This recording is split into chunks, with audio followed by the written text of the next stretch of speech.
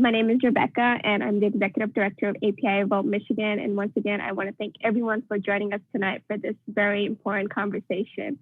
And I also want to thank our partner organizations, Michigan United and Michigan Roundtable, for their partnership in this event. I'm representing API Vote Michigan, and we are a nonprofit grassroots organization that's really committed to the social justice of the Asian American community. And we do that through grassroots mobilization. We do voter registration, and our work really is to really empower voters in our community and defend our democracy. And today we want to talk to you all about the 39 anti-voter bills that were introduced in the Michigan legislation on March 24, 2021.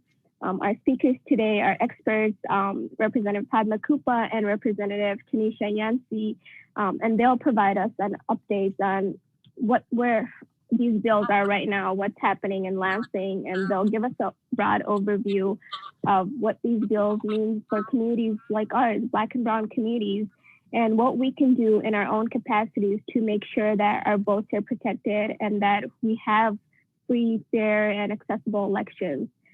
Before I go into our guest speakers, I would like to call on the screen Roland Leggett, Political Director of Michigan United, to talk about the work that Michigan United is doing on voting rights around the state and opportunities there are to take action.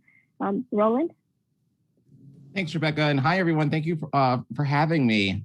So as Rebecca mentioned, I am Roland Leggett, the Movement Politics Director at Michigan United. And we have a number of things that we're focused on around the state. I want to apologize for being in such a dark room. We don't have air conditioning, y'all. And I tried for Rebecca to look professional and all the things, but at the end of the day, it's a little warm in here. So I apologize that I'm in a bit of a dark room, trying to keep cool. So we've been focused on, we've been paying close attention to the 39 bills that Rebecca mentioned that are moving through the legislature and have both been taking action on the ground in terms of organizing our members and supporters, as well as pushing the folks in the legislature to vote no against those bills. In addition to that, we've been trying to, as best we can, marry that issue with what's going on at the federal level related to the For the People Act. So we've been talking about the dangers of these bills and talking about how the For the People Act is the remedy to the attacks that we're seeing here in Michigan and across the country. So specifically, and Rebecca, we're still working on the flyer, so I apologize, but we'll make sure that the folks in the group have access to this. So specifically what we're doing in terms of next steps, well, I'll talk about what we've done so far, and then I'll talk about next steps. What we've done so far is focused largely on phone banking and text banking, educating Michigan residents and voters around the importance of this issue. In addition, we have been asking folks to directly contact their legislators and encouraging them to vote no. So that's been going on over the course of the last month or so. The next phase of this is we're going on the road. So we're going on a voting rights tour, which is set to begin next week in Grand Rapids. And what we're going to be doing is going to key cities around the state of Michigan, working with local partners and activating their members and supporters in an effort to shine a light on what's going on in the legislature. We're asking people we're going to be highlighting, as I said earlier, the bills that are moving through the legislature right now and how dangerous they are. Talk about how the For the People Act is the remedy in large part to the attack on our voting access that these bills present. And then, finally, really talk about the success of the 2020 election and how the voting proposal that came out of 2018 helped us to ensure that we had the safest and most secure election we've ever had here in Michigan. And obviously that's been echoed around the country in terms of the security of the election. We're also going to be asking folks on this tour to take one of three actions, ideally all three. So, and we're working with, as I mentioned, we're working with partners on this, so it's not just us, but we're asking folks to, A, consider writing an op-ed to a local media outlet around how access to voting is important to them, or even sharing an anecdote about how important greater access to voting was to them last year. 2, to work with Progress Michigan and Michigan United and other partners on recording social media videos, talking about how dangerous these bills are and how important election protection work is. And then finally, considering writing a letter to the editor to a local media source. The idea is that by asking folks to take kind of low-hanging fruit action now, when we get into the fall and things are even more crazy potentially, as I'm sure that the legislators who are on the call will talk about, we've already got a cadre of folks that have that are used to taking action around this issue around election protection and around the For the People Act, which we're looking at on the federal level. So what I'll be doing is circulating to the group at large information on how to connect to both that tour and to the direct action pieces that we're going to continue to be doing over the course of the next few months. I'd also say that while we're here tonight to talk about election protection and these dangerous voting bills, I'd be remiss if I didn't remind folks, we have a municipal election here in Detroit coming up, a primary election on Tuesday. And we're even incorporating a C3 focus in terms of how we're talking to residents and voters and connecting access to voting in this primary election to the dangers of these bills that are moving through the legislature. So we're even talking about this issue as a component of the way in which we're talking to voters in the Detroit municipal primary. That was a lot of words. Any questions? Thank you, Roland. That was a lot of good information, and I'm glad you mentioned the municipal election. We will also remind folks towards the end of the program about the municipal elections that are happening in Detroit and Hamtramck, and ask folks to sign some pledge cards with us as well. At this time, I would like to introduce, it's actually my privilege to introduce Representative Padma Kupa. Representative Kupa is serving her second term representing Michigan's 41st district, House District. I always get that wrong, which encompasses the cities of Troy and Clawson. Rep. Kupa champions for several caucuses, including the Progressive Women's Caucus, the Fire Safety and Violence Prevention Caucus, the Poverty and Homelessness Caucus, the Oakland County Caucus. She serves as the historian of the Michigan Legislative Black Caucus and co-chairs both the Asian Pacific American Caucus and the bipartisan House Breakfast Group. And she has been a champion in Lansing for all of us. At this time, I would like to call on Rep. Kupa.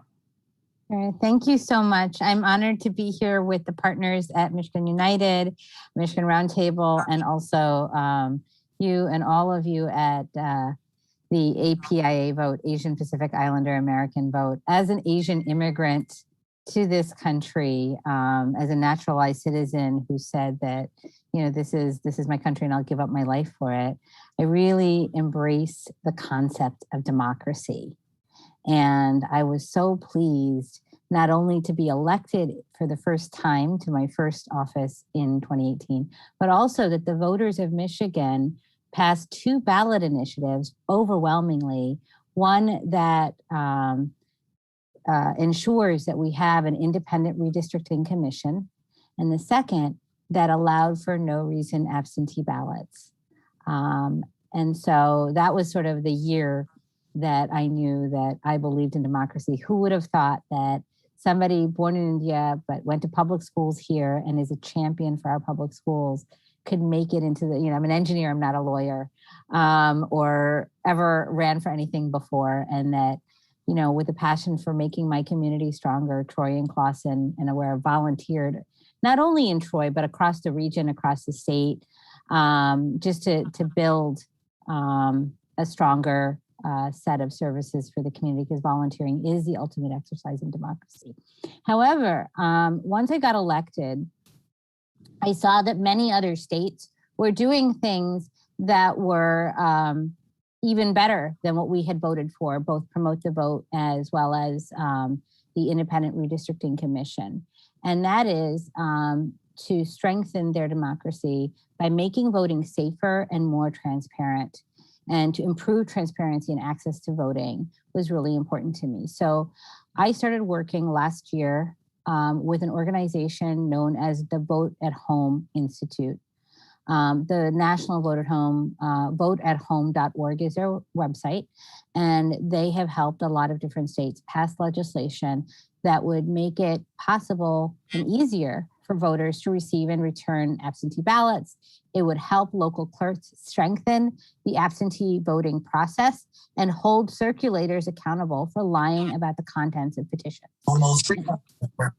And so last year, I introduced a set of bills with my colleagues, Vanessa Guerra and Jim Hadsma, and we reintroduced them this year. And because Representative Guerra was limited and she's in her third term, we introduced them this year as 3 bills, House Bill 4360. This particular bill prohibits a circulator of a petition from intentionally making false statements or misrepresentation of the contents, the purpose, or the effect of the ballot question petition. It also prohibits the false statements from being circulated. It covers recall petitions. The bill seeks to protect individuals who sign the petition, who would like to sign, who requested to sign. It really makes it a civil fine. It creates violators would be subject to a civil fine, or an entity employing a violator would be guilty of a misdemeanor, and they would be subject to a fine up to $10,000 if they were an organization that encouraged people in their employ to lie about what's on the ballot petition. Now, the next bill, House Bill 4361, that was introduced by Representative Hadsma, requires each city or township clerk to maintain a permanent absent voter list. Each county, city, or township clerk may mail to each registered voter a notice informing them of their option to be placed on the permanent absentee voter list in that particular city or township that the voter is registered. So it gives a lot of local control. It's something that I really believe in. There are many other facets to that particular bill. I can continue to share them, but I want to move on to the next bill, which is my bill, which updates Michigan election law to better govern and better prepare for an influx in absentee voting going forward. Now, what's really interesting is that in states like Florida, they made those permanent, whereas in Michigan, what we did when we had a huge influx of absentee ballots, in 2020, we just made those provisions applicable for the 2020 election. But we know because more people can vote by absentee ballot now, we need to have those provisions in case in law. And so the absentee voter ballot application, this bill 4362 would require clerks to send each registered voter in their jurisdiction an absent voter ballot application and a return envelope with prepaid postage for 75 days or earlier before the election. The other important thing is when you process absentee ballots, it takes a long time. There's 6 or 7 steps, and you can go to your local clerk's office and you can actually learn from them a lot of information by just becoming an election worker. You have to put in an application, you can do this. But this particular thing that we did last year was to allow 24 hours before the election day, they were allowed to take the sleeve and the ballot out of the envelope. They were not allowed to do anything else with it, but that saved them hours of processing time. Many states have done much more than that. They give them many days ahead of time. They can't process the ballot itself, but they can do all the pre-processing steps.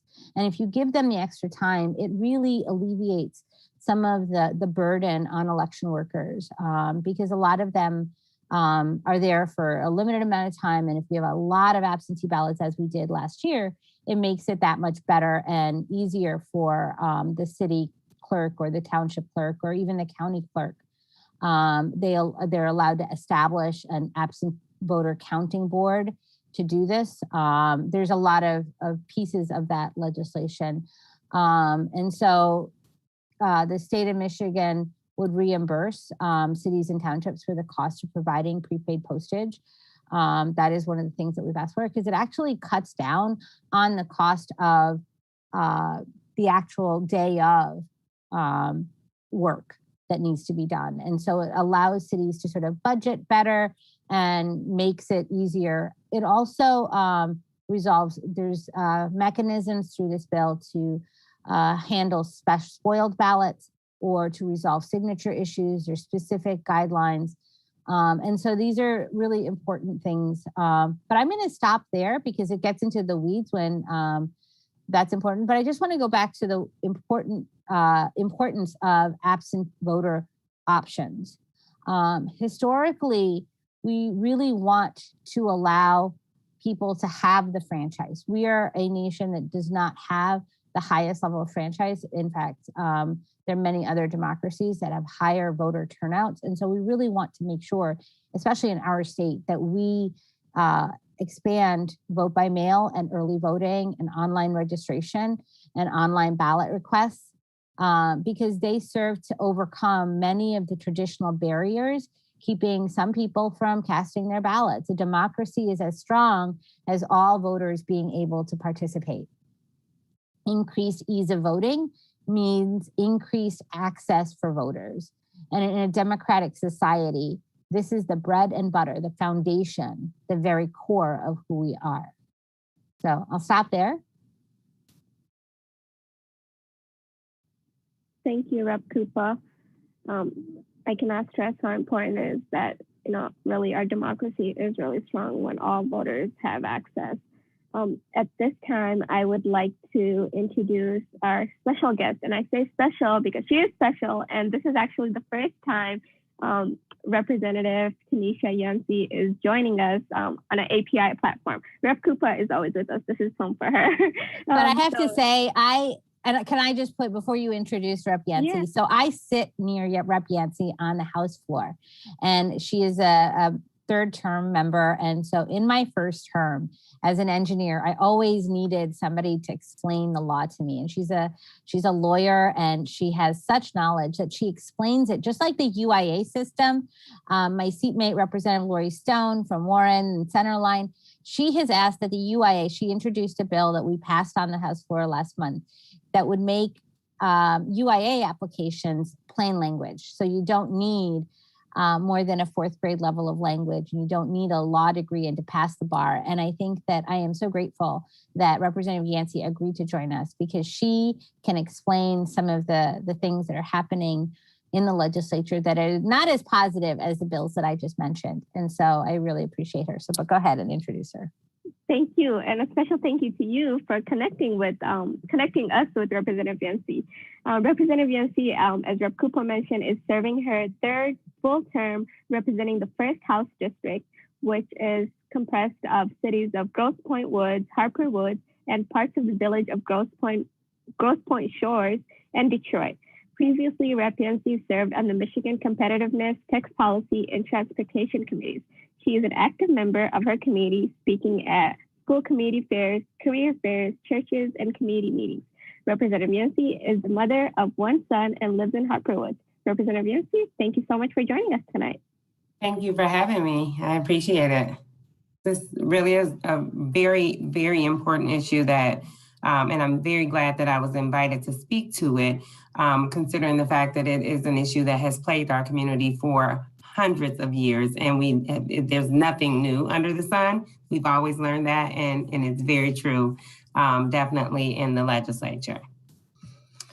So what I'm really going to speak to you all about is the voter suppression bills that have plagued our nation, not just our state, but our nation. So thank you again for having me today to talk about this deeply troubling anti-voter set of bills that were introduced by the Michigan House and Senate.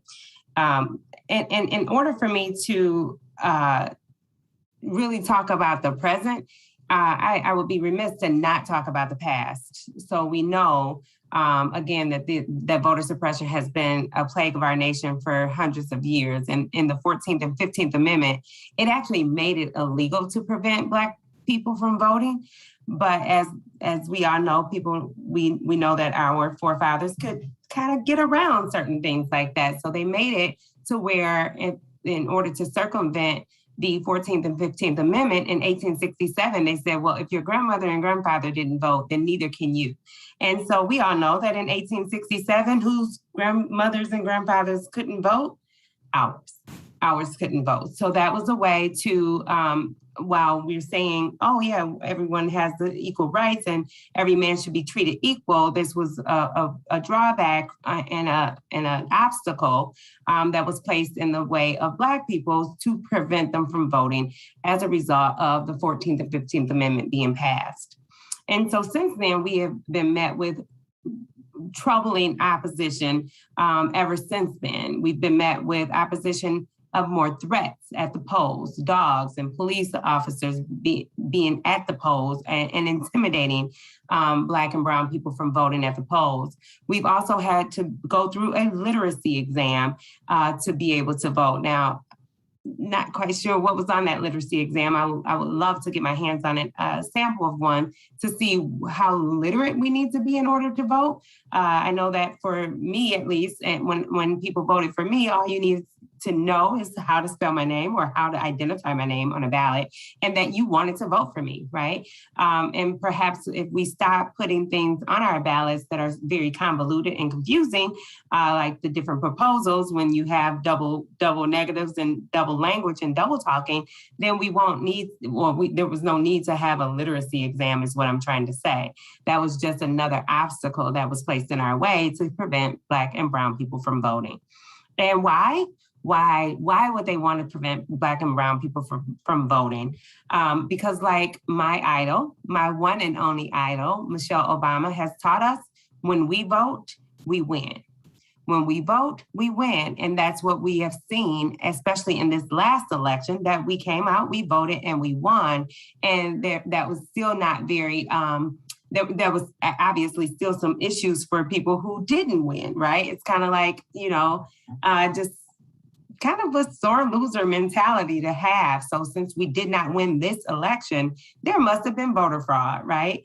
And so now, especially now in the state of Michigan, and throughout the other states as well, I know that Georgia has experienced something similar, but we are now battling, and right here close to home, some of the voter suppression bills that have been introduced by the Senate. There's 39 bills. I probably won't go through all 39, but I will touch on a few. And you all can go to, I believe the Secretary of State has done a tremendous job at kind of making or reducing those into a 1 or 2 sentence so that most people will be able to understand what these bills encompass and what they do.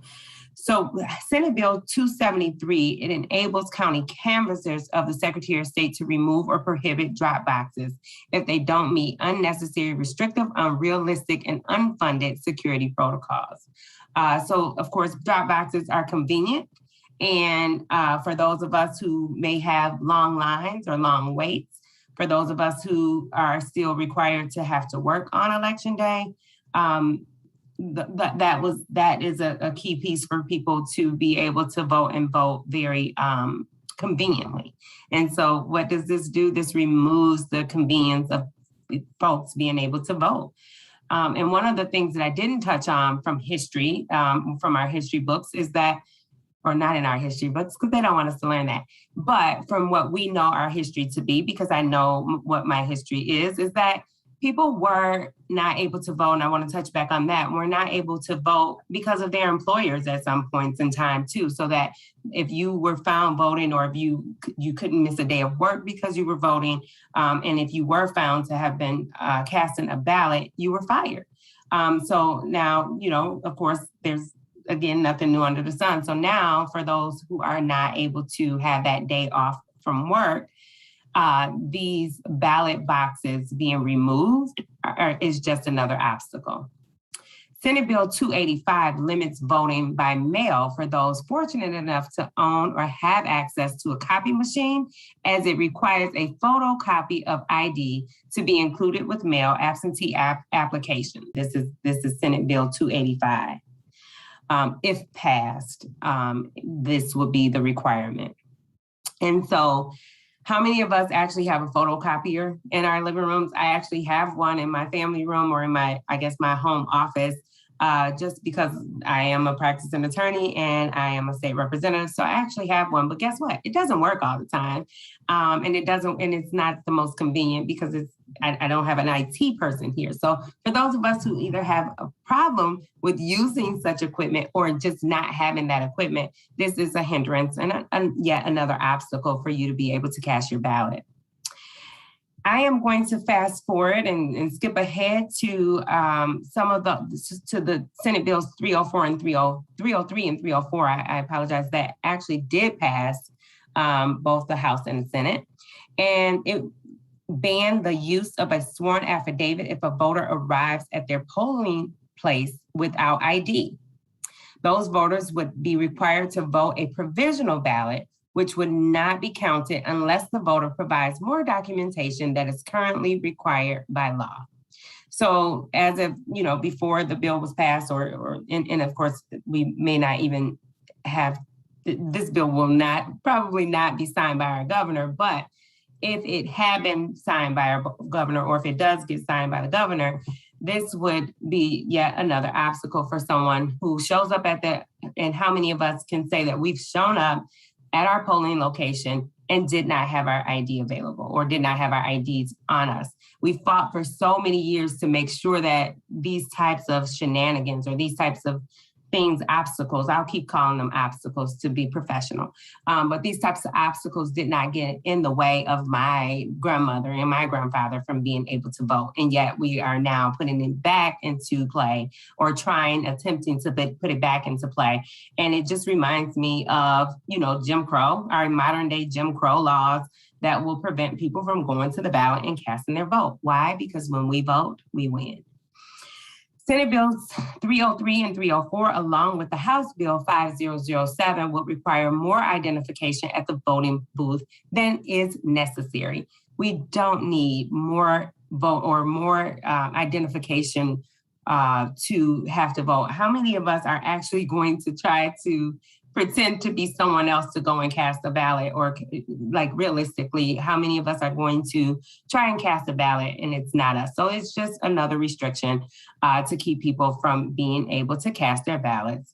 And we already know that after 250 audits of our election, that it was the most secure in history. We had our Senate Majority Leader already speak to this. And then in America, the right to vote is a fundamental freedom. It should be a freedom that we all have and not assume that someone is trying to circumvent this right by stealing a vote. It's really ludicrous that someone would even think that way. So as a leading democracy in this world, our elections must continue to be free and fair and accessible. Accessibility is key in order for us to even be able to have people actually believe in the system that they so long, for years, have not believed in. So now that we have people actually coming out and casting their ballots, it is very important that we keep those safe and make sure that people are feeling like their voices are being heard, which means that they have to have accessibility. I have a lot more to say, but I know that time may restrict me from being able to do so. So just let me know if there's questions I can answer, or I can continue to go through all of the 39 bills that were designed for voter suppression. Thank you. Thank you, Representative Yancey. At this time, we will move into Q&A, but before we do that, I just want to say thank you. Thank you for walking us through that history. As painful it is to hear, thank you for saying it how it is, really. At this time, we will go in for Q&A, and that's for Rep. Koopa or Rep. Yancey. And then as questions come in, feel free to build on some of the bills that you feel, that are appropriate for us to discuss here today. And we also posted in the chat box the list that Representative mentioned, the Secretary of State's office kind of put together of all the 39 bills. So feel free to follow along with that as well. Okay, so for Q&A, feel free to use the hand raise icon on the bottom of your screen to let us know that you do have a question, and we can unmute you for you to ask your questions. And additionally, you may post your questions in the chat box, and we will read those out for the representatives. I think I already see a hand raised. Amanda. Okay, go ahead, Amanda. Let me put my hand down real quick.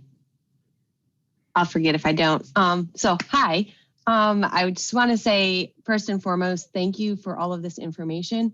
I am a resident of Hamtramck, so we have a huge immigrant population. We have a ton of ESL folks. We have a lot of people who haven't even really started that journey to have English as a second language. And as someone who's tried and failed to learn a foreign language, it's really, I understand the importance of being able to read election materials in your own language. So I just want to like shout out APIA Vote for getting that taken care of for this election for the Bangla speaking folks in town. And I just really want to focus on how like little steps can really build up. One of the representatives talked about how like making a photocopy, like, do you have a copier in your house? I only have one because I was doing my master's program and I couldn't get to a library because they were closed because COVID. And, you know, so all of these things, and then you take into account transit dependent people, and like, it just becomes one thing that seems very mundane becomes an incredible impediment, one of those big barriers to actually being able to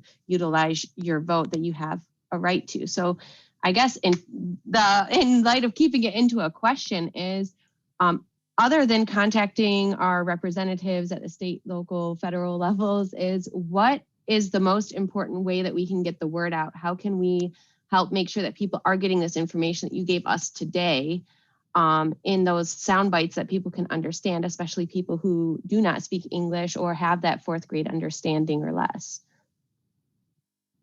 So obviously the biggest way now, especially in our current way of living, is social media, making sure that we are sharing information on our social media pages as often as we can to ensure that if these things do happen, that people are aware so that they can make the changes and making sure that they have the documentation that they need, making sure that if they are required to make a photocopy, to ensure that they know where they can make photocopies at the FedEx, at your local FedEx, or perhaps a local library, like you stated, if the libraries are back open, making sure that they have access or can make sure that they know where to go to access these things, if in fact it happens here. And of course, it's happening in other places in our state or in our country. So just spreading the word to make sure that they are aware that these are the obstacles. And so don't be bamboozled by the obstacles, and certainly don't get discouraged by any of them.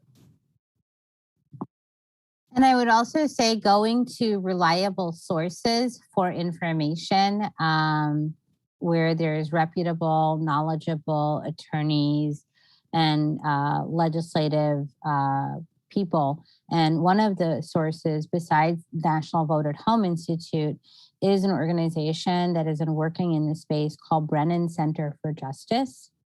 So sharing not only today's event, which I know is being live streamed and also recorded and to be shared on YouTube, but also to go to organizations like National Vote at Home Institute and to Brennan Center for Justice so that the disinformation is countered.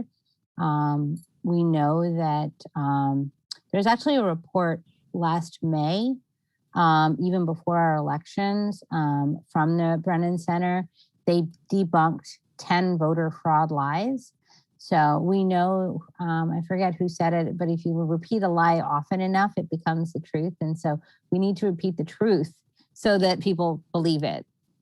So I think that's really important, is just repeating it over and over again, and going to our local clerks and asking them. I know that recently, one of the cities in my district was able to hire a very wonderful clerk for our elections here in Clawson, and that person used to work in Hamtramck. So thank you for that, Amanda. Thank you, Amanda, for your questions, and thank you to our representatives for their responses. I think Linda also has a hand up. Linda, go ahead. Yeah. First of all, let me just say thank you very much to Representative Tanisha Yancey and to you, Representative Padma Kupa. Thank you so much for the information. It's so important. I took a few notes, and so I'll try to be brief. I just have two quick questions. For one, I want to say I absolutely agree with the fact that when we get these proposals, oftentimes they do feel very convoluted. My yes will mean no, my no will mean yes. And so as a voter, I have often struggled and had to go to people to explain to me really what proposals many of these mean, right? So I just wanted to say I agree with you 100%.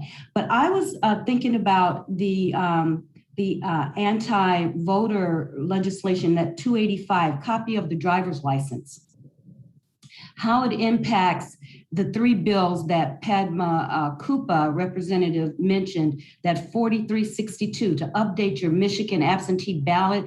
Is that going to impact that any of those three bills, first of all, in a way that, for instance, I might feel a little uncomfortable making a copy of my driver's license and sending it through the mail. So are we kind of looking at that as well? Because that truly is an obstacle for a lot of people because of fraud and because of all of the other things. Not so much fraud for elections, but fraud for the fact that someone now has your driver's license and they can open up charge cards. I mean, there's been a lot of scams. So one, are we looking at that? And secondly, the 285, does it impact any of those three bills that have already been passed that Representative Padma Kupa talked about, but specifically 4362, because I am a mail-in voter. So that's why I'm asking. So 4360, 4361, and 4362 have been introduced.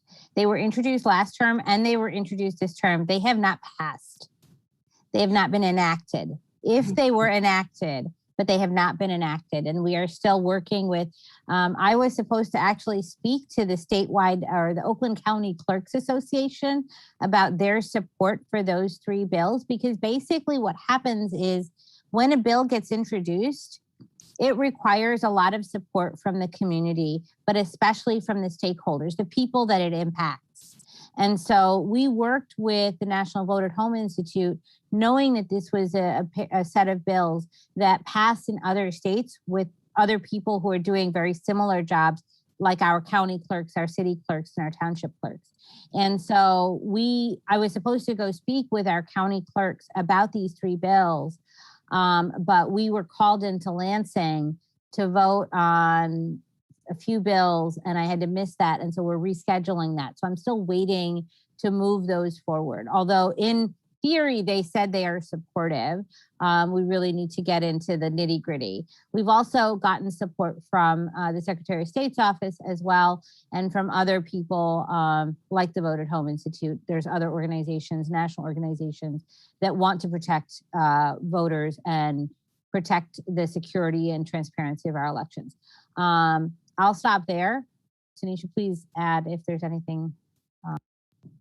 No, just the fact that they have, and neither has the others except for 303, 304, and I think 5507. None of the others have passed both the House and the Senate as of yet. And so none of them have been enacted as of yet. We have faith that they will be vetoed so that they won't be enacted, because we all recognize that these, the ones that are designed for suppression will hopefully never see the light of day. So although Padma's probably won't see the light of day either, only because we are not, when we have, the Republicans are in majority and they run our agenda, and they are the ones who can say whether or not your bill will even get a hearing, okay? Have you even gotten a hearing yet, Padma? Okay. So it's likely that those won't see the light of day either, although the others have gone and will go through both the House and Senate.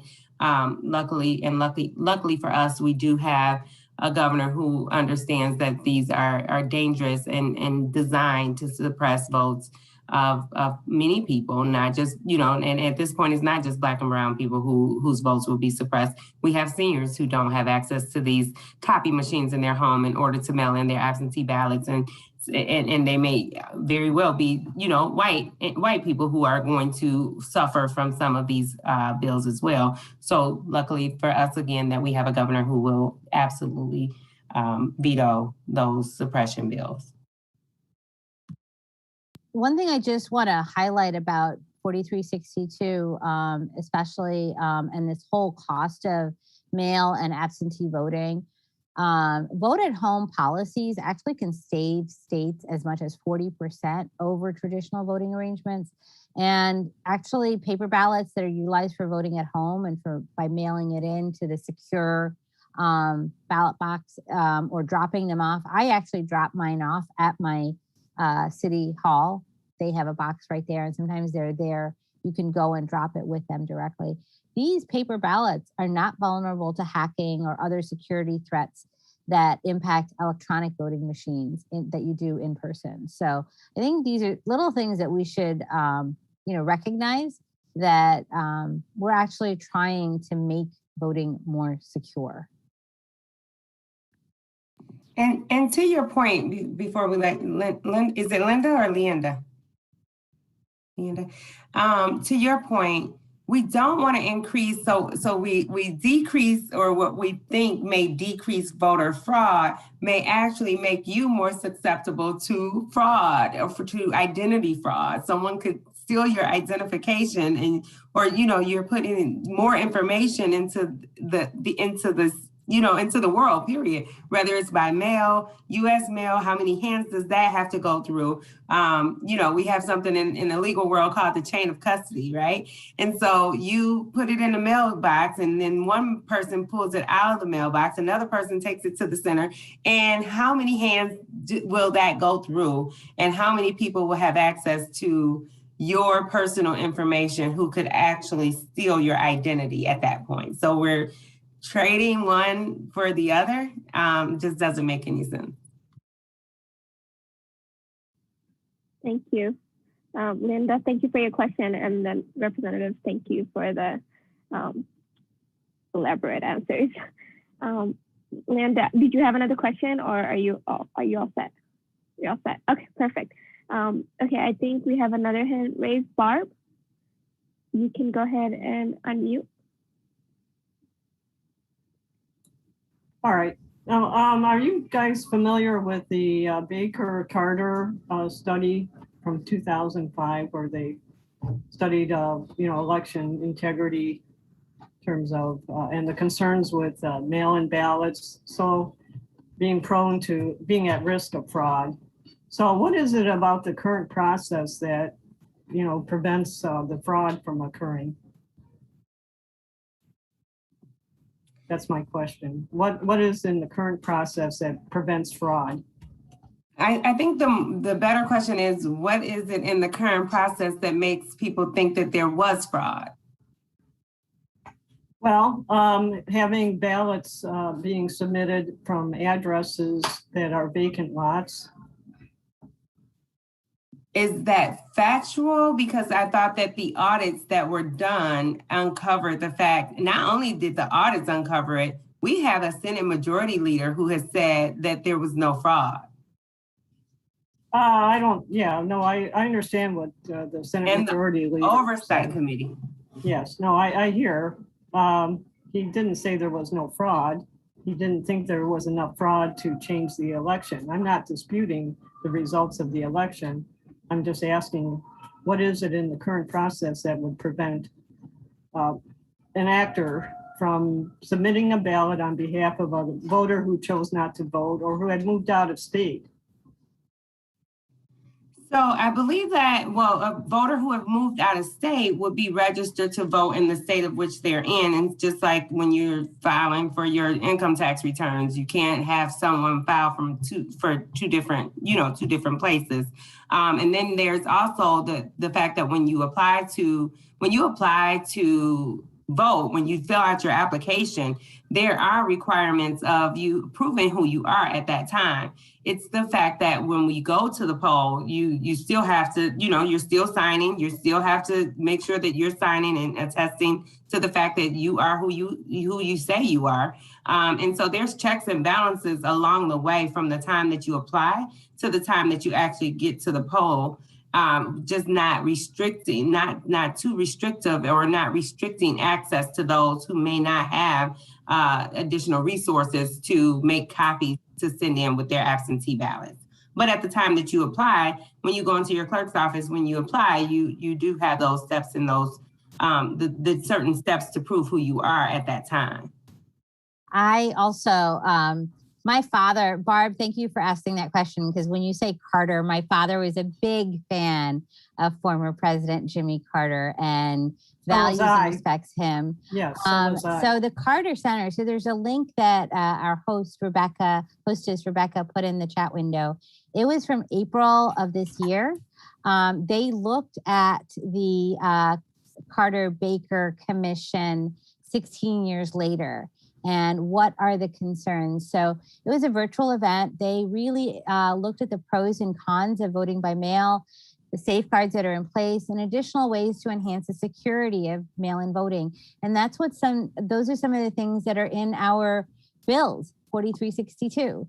And so I really, I know that we're getting close to our time. The other thing I want to do is actually to read you my legislative colleague, Senator Ed McGroom, who's the chairman of the Senate Oversight Committee, and what he said in June about the November 2020 general election. He is the chairman of the Senate Oversight Committee for the state of Michigan, and he said, as chair of the Senate Oversight Committee, he made it clear, I made it clear, quoting him, I made it clear from the start that the investigation into the November 2020 general election would be taken with a firm commitment to truth and a goal of reassuring the citizens of this state that their votes counted. People are understandably confused by recent changes to election laws, as well as by practices, orders, and determinations made by state and local governments in response to the pandemic.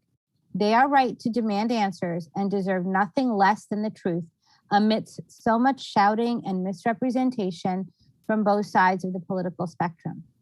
This investigation was lengthy, thorough, and revealing. We found both real vulnerabilities and resiliency within the state's election systems. We also discovered the extent to which our election officials go to facilitate them. And I'm going to just take a pause and say, I am so grateful for all the people who worked in our elections, especially our clerks across the spectrum, county clerks, city clerks, township clerks, people who are appointed, people who are elected, people who receive death threats. This is not acceptable. The people doing their job to the best of their ability with the tools available to them were subjected to such harm. So going back to what Senator McBroom said, the committee's report goes into considerable detail on many of these issues, and I hope the public is reassured by the security and protections already in place, motivated to support necessary reforms to make it better, and grateful for our fellow citizens who do the hard work of conducting our elections. After innumerable hours over many months, watching, listening, and reading both in-person testimony and various other accounts, I am confident in asserting that the results of the November 2020 general election in Michigan were accurately represented by the certified and audited results. However, if genuine issues arise from continued investigation, I will not hesitate to ask the committee to consider recommending an audit or amending this report in the future. He thanked everybody who participated, especially the concerned voters who want nothing but the best for our state and its people. An active and passionate citizenry is critical to maintaining our republic, and the public's participation has been reassuring that our system of government is alive and well in our state.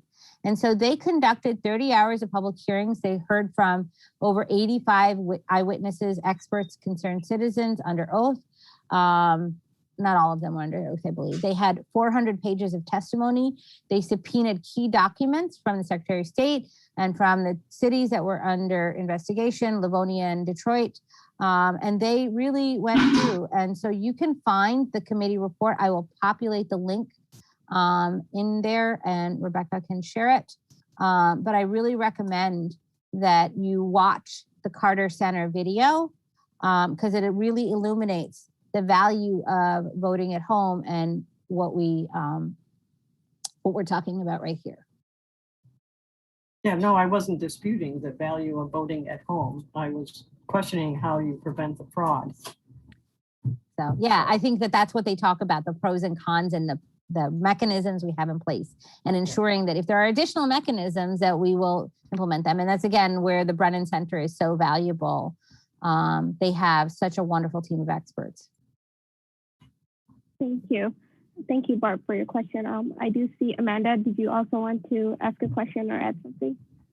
Yeah, I just wanted to add a little bit maybe to answer Barb's question. I have traditionally worked the absentee ballot counting portion of the elections in Hamtramck. I am on the ballot this year running for city council there, so I am not working it this year. But part of the way that they ensure that you don't have the fraud, like from the house, you know, getting it from a vacant lot or from someone who moved or something like that, is there's multiple pieces of information that are needed. So I know when I requested my absentee ballot, I had to include my social security number. And so I would hope that no one really has that on hand, even though I know people can get it. But it's not something that's readily available to someone, even if I move from the house I'm in right now. If that request to, you know, if the application for the absentee voter application did come to me here, they wouldn't be able to return it on my behalf and get my ballot. The second part is that when you get your Michigan ID, whether it's an ID or a driver's license or something like that, you do have a signature on record. And so when the clerk receives your absentee ballot, they actually review the signatures on the back to make sure that they are very similar, you know, because there is some natural variance in signatures, but they make sure that it's the same person to the best of their ability that signed that ballot after it's been filled out. And then it's always locked.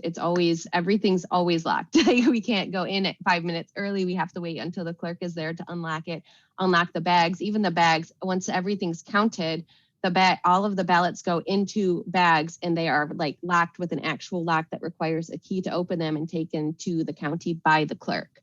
So there's all of these processes in place that make it really difficult for anyone to tamper with the process with that. I hope that helps a little bit. Thank you, Amanda. I don't think it gets any more secure than that. So thank you. If there are, I don't know, I don't see any other hands up, but we are cutting into time. So if there are no other additional questions that need to be asked on the mic, I will hand it over to our representatives for their closing remarks.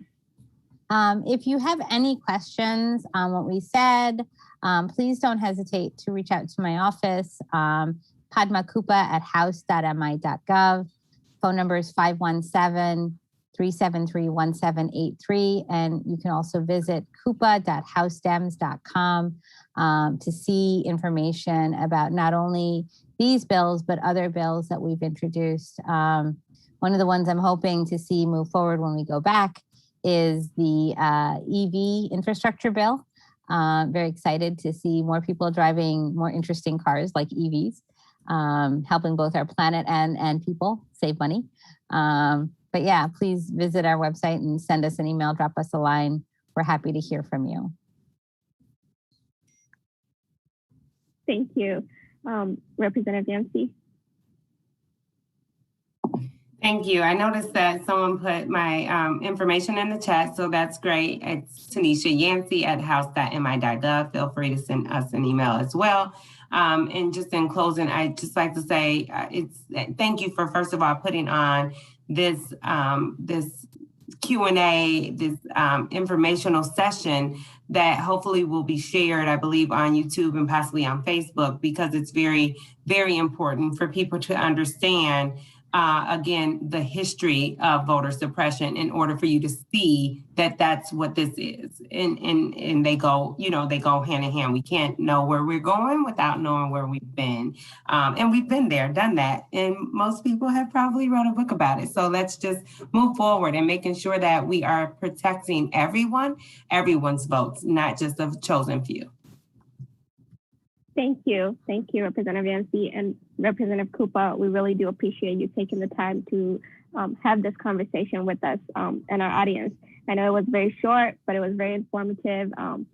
It's a lot of learning for all of us, and I'm sure we'll be talking about these bills as we approach the fall and the days to come. So thank you to both of you for informing us and being part of this conversation. Before we log off, I would like to encourage, as Roland mentioned earlier, there is an municipal election in several cities here in Southeast Michigan. Amanda mentioned Hamtramck. We're nonpartisan, so I can't tell anyone who to vote for or anything, but we do encourage that you look into your cities, and if there is an election, you can also visit a pledge card that I just posted in the chat box. That will tell you if there is an election in your city. And if there is, please let us know that you are voting, or if you need any assistance, we're happy to support in whatever capacity that we can. So again, please complete that pledge card that's in the chat. And again, thank you so much to our speakers, representatives. Thank you so much for coming today and talking to us. And thank you everyone for joining us. Have a great evening.